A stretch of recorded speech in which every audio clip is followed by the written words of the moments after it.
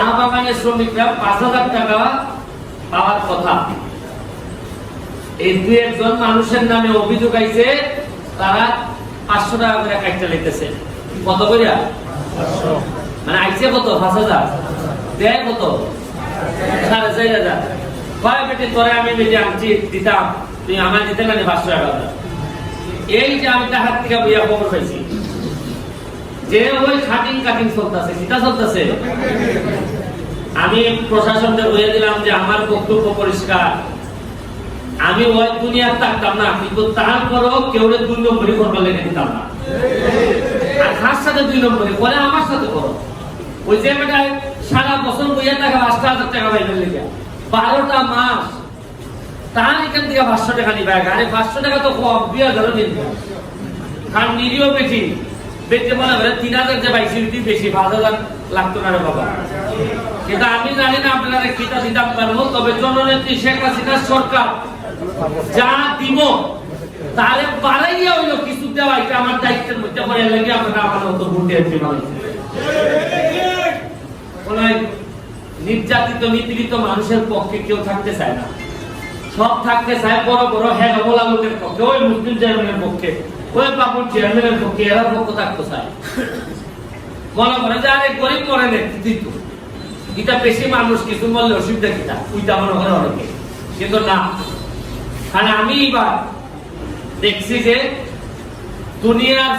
দুনিয়ার চেয়ারম্যান, দুনিয়ার মেম্বার, দুনিয়ার এমপি হইয়া আখেরাত আমি আড়াইতাম চাই না। কারণ আখেরাতটা যদি আমার থাকতে হয় যে দুনিয়ার চেয়ারম্যান, মেম্বার এবং এমপি অবস্থায় আমি এমন কাজ করে দিতে পারতাম না যাতে আমি আখেরাত থেকে মুক্তি হইতাম না।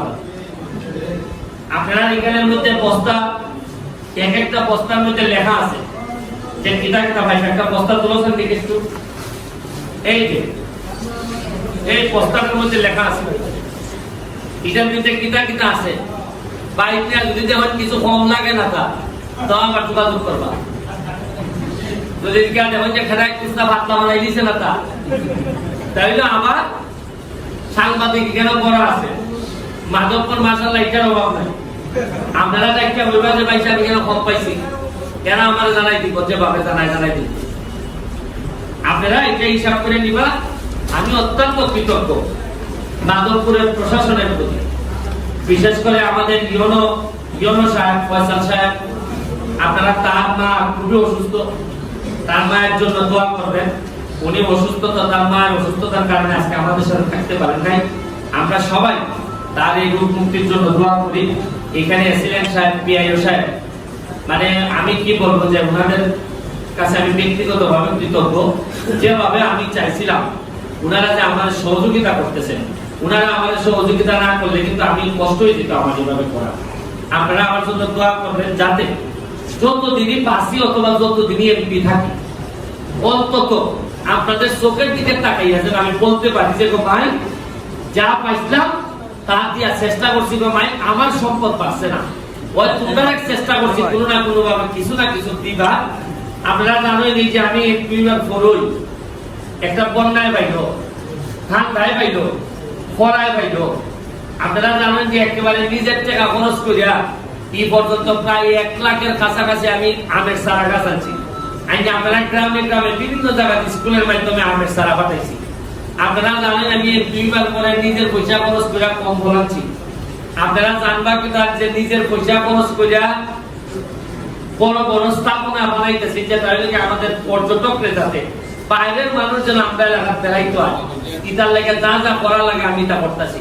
কিন্তু আপনারা বুঝতে না এমপি হিসাবে আমার আপার লেভেলের যে কাজ আমি তা করতেছি।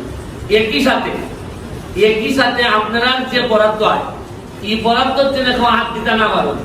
যেমন আমি টাকা বইয়া যদি খালি কই না না আমি তো কোনো পয়সা খাই না পয়সা। আর আমার বিশেষ নয় পিলাইতে দেখা যায় এখানে আইতে পারে মাই দিয়া চলবো, আমার বিশেষ নয়। এরা তো আমার সাথে দেখা আমি টাকা বইয়া দিলাম দেখো কোনো লোকে যেন কম পায় না। আমি কেন এরা মাধবপুর আইও খাইচা বেক অর্ধেক করা দেবো। আমি আপনারা এইটাও হইতাম পারি, খালি টাকা বইয়া সততার পুলিশ লোক আমি না। আমার এলাকার খেটায় কিন্তু আমার মধ্যে আমি যদি কোনো খাটা খাটিতা হই তাই খাটার দায়িত্ব আমার মধ্যে পড়ে না নিতে হবে। আমি কইরা স্যার মাথায় দেখবেন যে আমার লোক সৎ লোক সারা টিকতা না আমার বিস্তা আমারে মানছে কয় আপনার সিকিউরিটির অভাব আপনি ফিসের লোকগুলা খেয়াল করুন আমি কই আমারে বাসাইতে ফিসের লোক বাসাইতো কারণ তুই নম্বর লোক আমি বেশি রাখি না